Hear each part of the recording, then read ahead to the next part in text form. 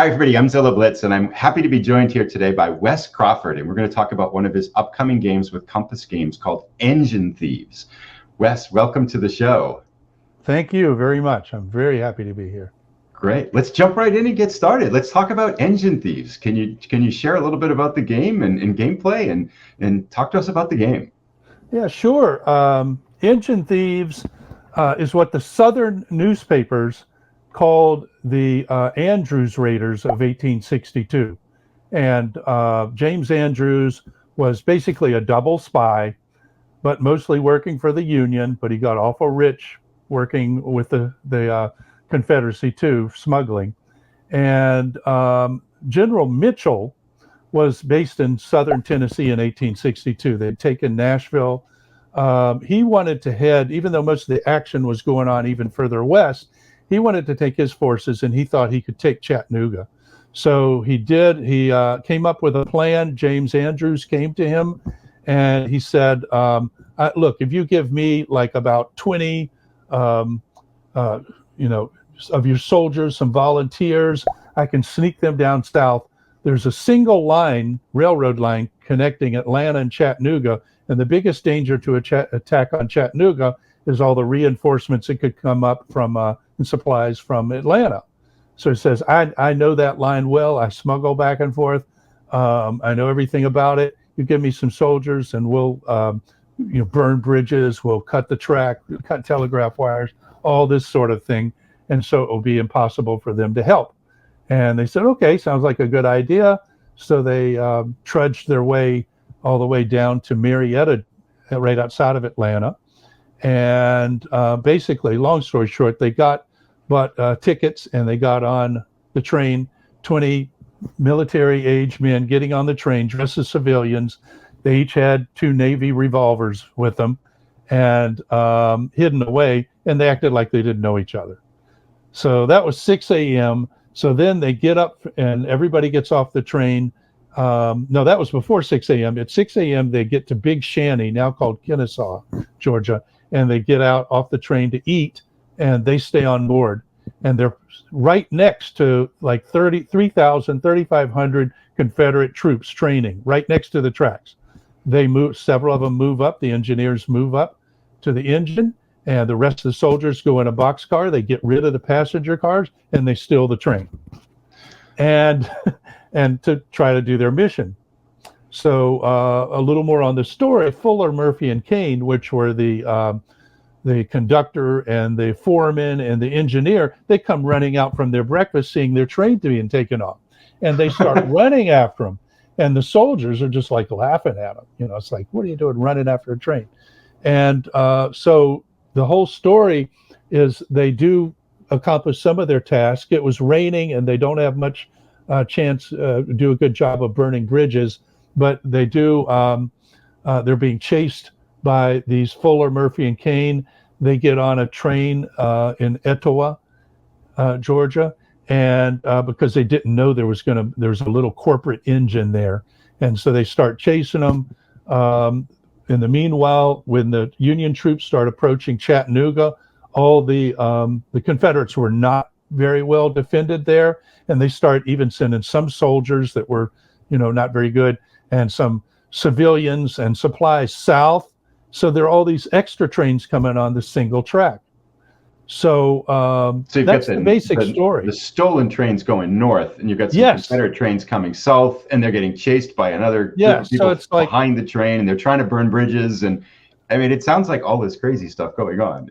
Well, this is where I think Civil War games haven't gone too in depth yet. Is individual raids, and this whole idea came up because I think around 2013. I was in a really wonderful bookstore in Washington, D.C. called Politics and Prose. And I just happened to open up, a coffee table book, and it opened up to a page that said the raid on St. Albans, Vermont. I said, what is that about? Confederates raided St. Albans, Vermont. It tells about how, many Confederates escaped prisons, or they bribed their way out, went to Canada. Canada's Secret Service was big up there, and they wanted to put together raids in the north to draw away troops from the south, fighting in the south, and to just terrorize the North and things. And I found this to be so fascinating. I made a game on it.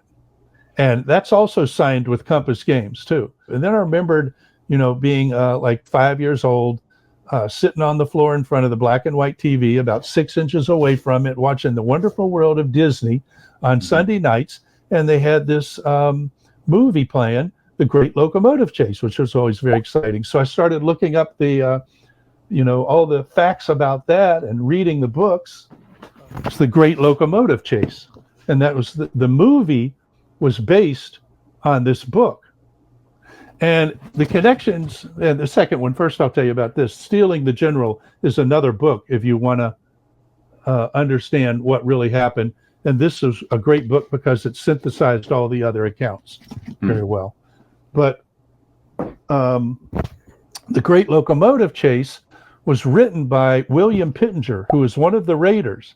And he wrote his firsthand account. He actually wrote, I think, about 4 books on it, starting even before the Civil War ended, when he was, traded in a prisoner exchange, because all the raiders were captured and a third of them were hung. And and so he wrote these books, the last one being in the 1880s called The Great Locomotive Chase, when he had a chance to interview the Southern, participants and stuff like that. And all the raiders went on to win the Congressional Medal of Honor. They were the first ones to ever win it. Wow. To be awarded this, except for the civilians, including the leader, because it's just for, military people. And Disney, 70 years later, 1956, before I was born, made this movie based on his book. And so I'm going through Facebook and looking at connections here and there, and through a string of like 3 degrees of separation, I run into this guy named Greg Pittenger on Facebook, and he's a big gamer. He's played Wargames since the 60s, plays Euro games. His, I guess I can say his girlfriend is like a big gamer. They play all the time. And he's an expert on this raid because it's his family tradition. It's his family. Oh, wow. Oh, he's a great nephew of William Pittenger. Wow. And you must have been a fantastic resource as you I know. Well, the cool thing was, it. I wrote him. He said, I always wanted to make that game, and I never did do it. I'm retired now. And I said, well, we started talking, and I went to, I played drums for a living. So I went to a convention in Indianapolis, which is our international convention, 7,000 drummers. He said, oh, I'll come over there and I'll see what your prototype looks like. So he came, and so we're there up till like playing there in a hotel lobby until like 3 a.m. and playing the prototype, and he liked it and he understood it. He got it. I could tell he knew a lot. So he became the developer of the game. Oh, fantastic. And we have about 200 play tests in the DC, Baltimore area where I live, and a whole lot in Ohio where he lives, and at all the conventions we attend. Yeah, and I know I got a chance to play about a half an hour or so at the Circle DC conference a couple months ago, which was really, really fun. And so we've talked a little bit about the history of the game and what happened historically. Let's talk a little bit about the gameplay. This is a solitaire or a 2-player game, right? Yes. And could you talk a little bit about like what are the players doing in this game? Okay, so solitaire is where we highly recommend. We say in the rules, it's different enough that we highly recommend play it solitaire at least once, maybe a couple times, so you understand the mechanics. But basically, solitaire, the timeline goes from 6 a.m. to 4 p.m. when they really needed to be meeting General Mitchell. So if you play the Raiders, you steal the train, and the timeline's divided up into 15-minute turns. And you have action cards, a whole deck of action cards, reusable. And each one will tell, all the actions will say how many minutes they take, 5, 10, or 15. So each 15-minute turn, you have to come up with a sequence of cards that equals 15 and no more minutes. And they're color-coded according to their actions, like move will be blue, and things that gain points are, another color, combat's red, this sort of thing. And so you can find them easy enough. And you're trying to do this. Then the Confederates that are chasing you are programmed and, with die rolls and stuff like that. And the trains coming down from the north that will get in your way because you can't pass on a 1-lane track. The only way you can pass is in a station. And Andrews, the leader, was very charismatic. So in the game, we have you start with 20 persuasion cubes. And they're these blue cubes, and you have to roll a die in a station to see if you can bluff your way through. And their story historically was, we're a special train. You don't recognize us. We're a special train carrying gunpowder. We're just full of gunpowder, so nobody would want to get near the train or inspect it. And we're going to meet General Beauregard. It was right after Shiloh, which the Confederate newspapers called, a gigantic victory for the South. And but he's low on gunpowder, so we got to get to him. So everybody should get out of our way. I don't care about your schedule. Get out of our way. And so you roll 2d6, and each station and each train, if you meet it, you have to meet that roll to get out of the way. If you fail, you get one more chance, and you wager persuasion cubes, this finite amount, to add to your die roll for your next one. If you succeed, then they're out of your way, and you could go on your way when it's time. But if you fail, there are upside down Confederate units in each station, and they're going to start shooting at you, and they're going to build bigger. And remember, the Raiders, they're all in a boxcar. So they'd have to all come out of a boxcar, pretty tight space. They only have revolvers. If it's a war game, but if you play this, it's a covert war game. It's like, what would you say, Mosby's Raiders raid on St. Nazaire. You want to avoid combat as much as possible to win, Right. And but if you do get into a battle, there's a battle system. So and I recall too when we were playing, like you have counters for the individual raiders as they on your train. So you've got your team of 20 raiders down there. They're all in the boxcar and they're having gunfights. And then there's also actions you can take, right, to gain victory points, which are basically causing chaos behind you and things like. Do you want to trying to burn a bridge, which it was raining, it was drizzling, so it was very difficult to do. So to burn a bridge, which takes 5 minutes to try to, you have to roll, and you have to get a 10 or above on 2d6. And so that's hard to do. So you can wager some of your wood cubes, because you have your train and you have your little brown wood cubes that are your wood, and your water represent that. And there's a finite amount. And every time you move, depending on how fast you move, you're going to expend wood cubes. And if you don't make it to the next wood station, you're probably in trouble. Okay, you can cannibalize a boxcar to get a little bit of wood. You can get emergency wood at a station. Involves another challenge, though. So, but you can wager your wood to help out your die roll before you roll for burning a bridge. Right. So, and you've got to, I think the compound, you've got a chain tracing you too, right? There's a train coming up behind you. If they get a train, dally, right? You've got to move. You've got the got to move. Yeah. And what's very important is there were 4 telegraph stations in this raid. The Marietta, where they originally left, but then Kingston and Dalton and Chattanooga. And if ever a telegraph message, if ever the people chasing you make it to a station and you have not cut the wire ahead of you, then they send a message, and all the telegraph stations are fortified as such. There's a block there. All the troops are ready to shoot you, and they send a train south to meet you with troops, which, did happen. Historically, they went through Dalton and stopped to cut the wire, and they were being chased, and they had a 17-year-old telegraph guy on board with them, because they'd picked him up trying to figure out why some of the lines were cut. It was because of the Raiders. And they picked him up, and he jumped off the train while it was still moving and sent out a message, and he got just enough of the message to Chattanooga, to the general, saying, Raiders have stolen a train. And before the rest of the message came through, they cut the wire right outside the town. This can happen in literally seconds. Yeah. Yes. Oh, yes. But they got just enough to message to figure out what was going on. Yeah. And historically, they got to a town called Ringgold and ran out of wood. They ran out of steam. The train stopped. They had to abandon train. They had no plan for what to do. If we have to abandon the train, they had no plan. Except they still had their original story, which if confronted on the way down to Marietta, when they were walking in twos and threes, so it was acting like they didn't know each other, they had a cover story that were from Flemingsburg, Kentucky, and those darn Yankees are taking over and ruining everything up there in Kentucky, and we're coming to Atlanta to enlist. And that was their cover story.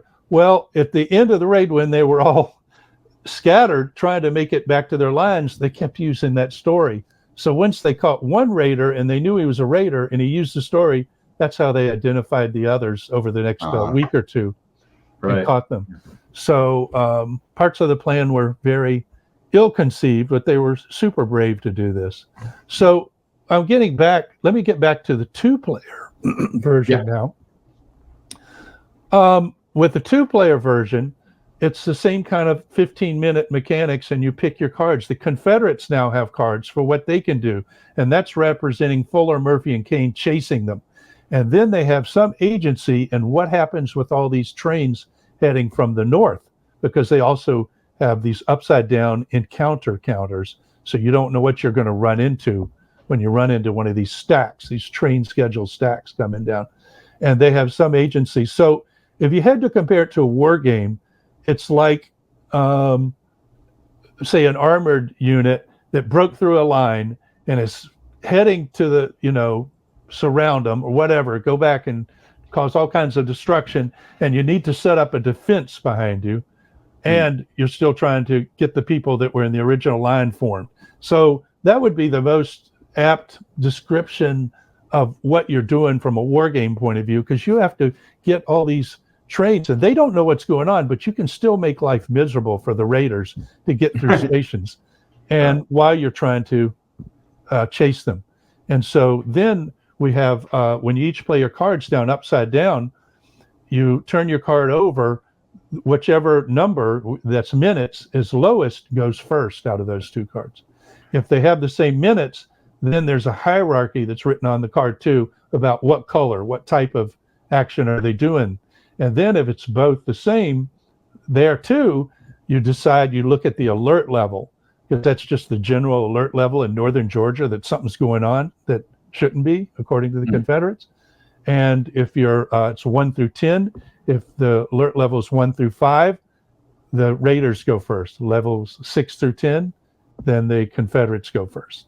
So that really matters when you get close to each other. Yeah. But yeah. So let's shift a little bit. We talked a lot about the game, talked about gameplay and history. What type of gamer is going to appeal to?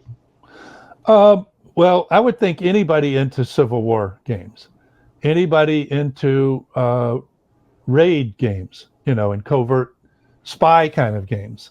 And what this is part of, and we can talk about this more later, but it's part of something called the Golden Age Collection by Compass Games. And the first one was Burning Banners, which, did real well. This is the second game they're releasing. And what's characteristic of that is a lot of the people, Bill gives free reign more to some of the other people in the company that work for him, Julian, Billy, Brittany, to run things and try to make the decisions for putting together the game, like they did with Burning Banners. And so they like to add in some of the Euro type components and stuff. That's why it does have some cubes.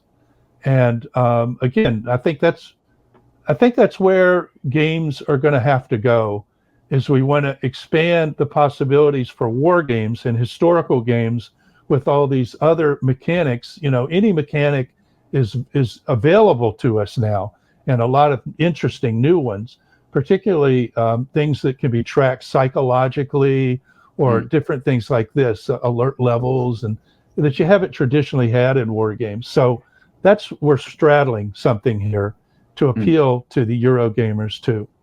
And it's a train game. That's the part I was going to jump in and say. That's a whole thing. It's like, wow, I didn't know this until I started exploring the scene, but there are people that play nothing but train games. Yeah. And to my mind, and somebody can correct me if I'm wrong, there are two types of train games. There's the pick up and deliver goods or people or whatever, and then there's the create kinds of networks train networks, right? And it's not quite that. I guess if you want to say we're picking up and delivering the raiders to meet General Mitchell past Chattanooga to deliver the train and to tell them what you've done, that you are. But otherwise, there's there's the threat of violence, if not violence, the whole way there. And so that's a little different. But if you're going to run a train, I dare say you're going more into the particulars of train running, where you have to worry about your wood supply and where to get wood and your mileage that you're doing. You're going different speeds because of mileage, to get your best mileage and things like that. And you're being chased, of course. Then you're really making more train decisions in this game than in most of the train games I've seen as far as running a particular train. Yeah, the thing that struck me as I got a chance to play the first third of the game, the first half, the first 20 minutes, half hour or so of the game at the conference, you're right in the action. It's like it started. You've got someone chasing you, you're trying to keep your train, and you're trying to decide what speed to go at, because if you go faster, you're going to burn more fuel, and fuel is so precious, that wood is so precious. You're trying to cut lines, you can burn bridges, you're trying to stop the one behind you, and yet you have to be going fast enough that you want to try to worry about avoiding the trains coming from there. So that you're balancing this matrix of decisions that has a lot of energy, a sense of urgency about it. This is a race against time, and there's so many things that are closing in on you so fast, and you've got limited resources to be able to solve your problems. Right? Yeah, it's I played with one game company executive, and he just kept saying, "Oh, this is what did he say? Intriguing. Oh, this is intriguing." Because it is every kind of situation you find yourself in, it's just a little different than you found yourself in a previous game or something, because of where these people, the trains coming south, the encounters, being chased, and what's going on. So there's a whole lot of replayability on this. We also have a scenario. Originally, they were going to do the raid a day earlier, but it was raining a lot, and so all the raiders didn't make it to Marietta in time. And so Andrews made the decision to let's wait a day. And actually, it wasn't raining as much back where General Mitchell was, and he was on time. So that was a problem. But if you do it a day earlier, the rains down in that area were not as bad, and they think that it was sunny in a lot of places. They could have burned bridges easier. They wouldn't have had as many raiders. And so you've got those two scenario options then? Yeah, that's an extra scenario that if you do it, you can do the day before option, where you don't have as many raiders, but things are a little easier. And there aren't as many trains coming south at you, too. There's just more of a regular schedule, which is three trains instead of 6. And then in terms of gameplay length, is it about an hour and a half to play the whole game? Or I can play solo in about 75 minutes. That's in case you don't crash and burn early. You can play it out. That can happen too. But the first time you play, it's going to be a little longer because the system's just different enough. But the reason I think that the mechanics and the mix of mechanics is very unique, and that's not because I'm brilliant and thought these up. It's because the situation is so unique. It's what do you call it even? Is it point to point with 120 points all in a row? I guess. That sounds like Candyland or something. But it's not. It's much more complex. But it's a little hard to come up with a system that was based on a single track with things coming from the north and you don't know what they are, and then being chased and all the variabilities that can happen there too. So it's very unique.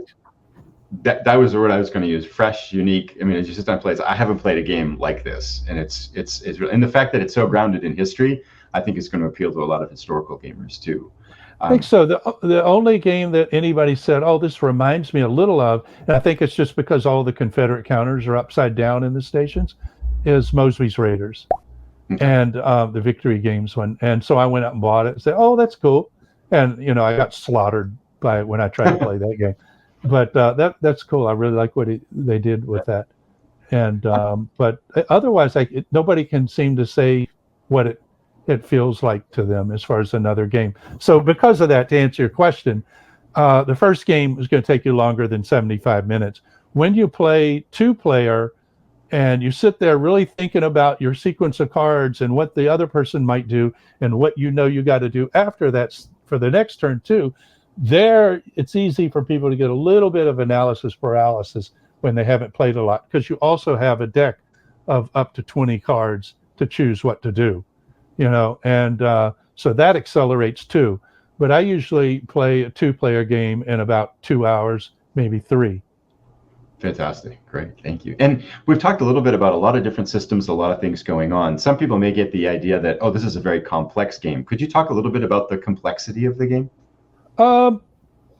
I think it's only complex. The individual mechanics are not complex, but it's only complex because there's a newness about some of these mechanics and that sort of thing. And because there's a number of trains that each have their special rules and stations that have their special rules.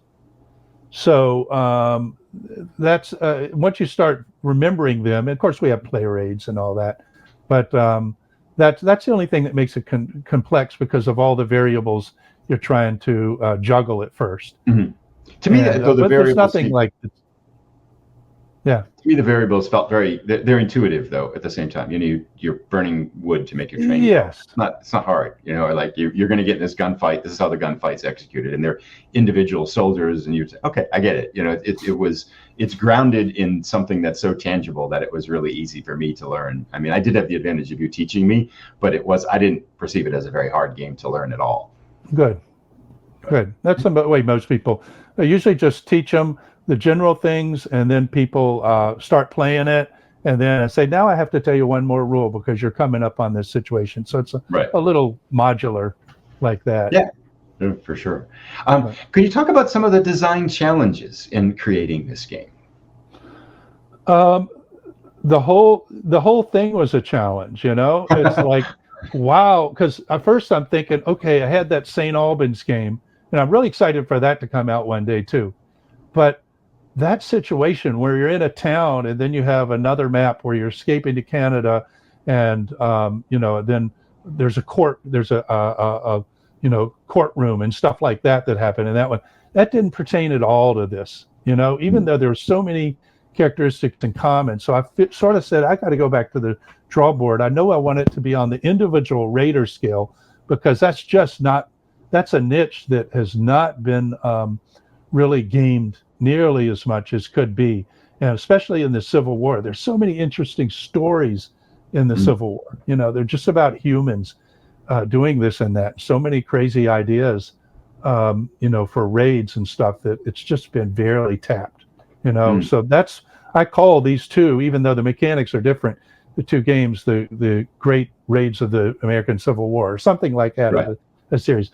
But wow, what do you do? I mean, first thing I did was set up the railroad line, and if we did the board end to end, it would be like 4 Africa Corps games boards. So we couldn't do that, and so that part has to be abstract as far as the shape of the line. So I said, what do I do? It's just like starting from scratch. It's point to point in a sense. We got to get from point A to point B, and there's lots of points in between we have to deal with from the book. So what I do is read books, and I'll read it again and highlight, and then I'll go back to the highlights and type in notes, and then things start making more sense how to model it, because I don't know how to go into a game design with saying, I want to use this mechanic, and now I'm going to force fit. Historical game designers don't do that nearly as much as like Euro game designers or something. And so I go back in, how am I going to model this? And so it just slowly evolved. I want it to be the individual raiders, because another point in my design, you have to care about your troops, because you lose points if they're killed or hung, and you lose or captured. And so I think it's something like you would lose 45 victory points if everybody got killed and captured. And that would, even if you did pretty well on the raid and did your mission, you probably did not get back to General Mitchell to tell him that. And so it really wouldn't do any good. So that's another aspect I wanted to design in it. I have to make them worth it while enough, because people would say, why do they count so much? I'm losing too much. And all it was a person, when they might do this amazing thing and capture Chattanooga and end the war 3 years earlier, as some predicted. So it's a lot of decisions like that. I want people to matter. I want your raiders to matter.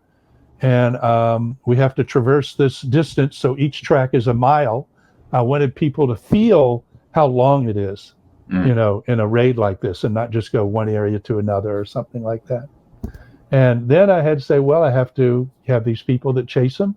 And the most interesting thing, I think, the way it evolved, were the train schedule stacks, which, in hindsight, just makes sense. There's 6 stacks identified, and they have 4 counters underneath. And you don't know if there's a train under there or what other encounters that you'll run into, in stations. But that was the last big component. So it's not just a chase. You're between a rock and a hard place, and everything's moving. Right. So, that's what I wanted to feel like, because that's what they were going through. Yeah. One person, you could say, but Wes, this doesn't make sense, that they still know a stack is in front of them or anything like that, or when trains are. But back then, especially on single tracks, they blew their whistles like crazy, because the thing that scared them any more than raiders or anything was a head-on collision, which can happen in this game too. And derailment, if you go too fast over dangerous track, things like that. You're running a train, and I'm just trying to capture that history. Did I answer that question? Absolutely. Yeah, no, that's fantastic. Very, very good. Yeah. Can you talk a little bit about the components? When you open up the box, what's going to be inside? Well, you'll see your board. Gosh, I think the new version is going to be 24 by 24. You're going to have another tracking board with alert level, the timeline, which is a clock. Brittany at Compass is very creative, and she's come up with this clock system for the timeline and all that happens.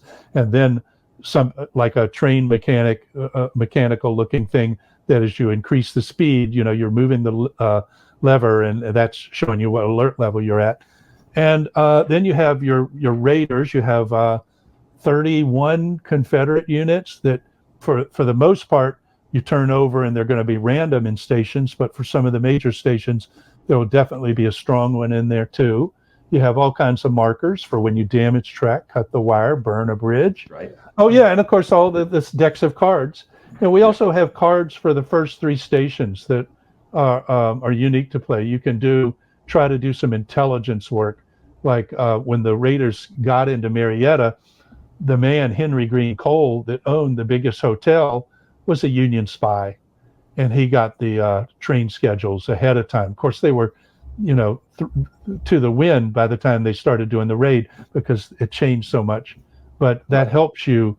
If you get the intelligence, you can take out you can look at some of the counters that are coming down from the north, and some of the ones that are just time wasters you can get rid of, because you're more efficient. You have less friction if you have that information. There's so many things modeled in the game. I mean, you really feel the connections to history. And like you say, I think these types of raid games have so much potential, not only to kind of excite people in game, but tell that story of what happened. And it won't happen the same way, but you're tapping into that reality and spinning off your own alternative story of what could have happened on that day. So it's just exactly. And so that's what great care and effort. I think all historical designers do this. We take great care and effort to set up the situation as historically accurate as we can feasibly do, and then give lots of choices to this is very sandbox like, with so many options, And that's what strikes me too. I think when we kind of talk a little bit about players often wonder about the replayability. Is this a game you're going to play once or twice and figure out how to win and then never play again? But it really feels like you mentioned, that sandbox element. You really don't know how it's going to play out. So many things can happen in so many different ways, just like the actual day could have done. Who knows? One phone call, cutting the wire just a few seconds slower could have made all the difference in that whole story. And this is kind of, as you play out in game, you're trying to balance all these variables and all these situations with the whole urgency of, you got to move fast because you only have a limited amount of time. The rock in a hard place type of thing too. So. I really like what Amabel Holland says from Hollandspill, says that who's to say that the way history ended up was the most likely way for it to end up? Yeah. And so in a game, you don't have to gear all the elements to end up necessarily as close to the way it did end up. You can leave lots more options, because that might have been the rolling a d20 and you got a 1 way that history ended up, Right. And so and I this think game provides for all of these out. we didn't get as far at Circle DC. I think we played like a half an hour or so, because you had, I think I had something coming up too. But my general sense is that you have you can have absolute victory where you get the train up north, you lose very few raiders, and it's a miraculous, fantastic raid. Or very early on, you could have something go completely sideways and you're derailed and absolutely lose in ignominy. So, I mean, there's so many different outcomes that can happen with this. Yeah. And that's what I meant for it to be. And I'm really happy with that. And Greg Pittenger, wow, all the play testing he did and all the suggestions here and there that he had. And, it's interesting. I don't know any other designers that have to also not worry about, but take into account your developers' family history, right? Their legacy, within designing the game. So he's not going to let it. No, he's going to say, no, Wes. That wasn't the way it was. We got to, incorporate that too. So that was a developer that didn't just say, let's, cut away all this and make it simpler and all that, and take away these details. He wanted the details in it about, the way it could really end up and stuff. So that was fun. So we've covered a lot of ground on the game today. Thank you for all this information, Bob. But I'd like to ask you one more question. Like, what are the most fun aspects of this game as you look at it? I think the most fun is the raiders, is just trying to suss out your situation at every 15-minute segment and figure out, the best play that you can do. You don't know how good it feels when you do burn a bridge too. It's like, whoa, sometimes you're sitting there 5 minutes after 5 minutes to keep rolling and try to up your odds, of being able to burn it. And they're coming down on your heels. So you keep deciding, wow, should I move on, or should I just keep trying to burn it? It's bound to happen eventually, this sort of thing. And to get through some of the major stations feels real good. As a Confederate player, every time Fuller, Murphy, and King go into a station, you get an event card. And most of those, by far, are good for the Confederates. There are a few that you have to hand over and give to the Union player. But there's lots of I gotcha cards in there.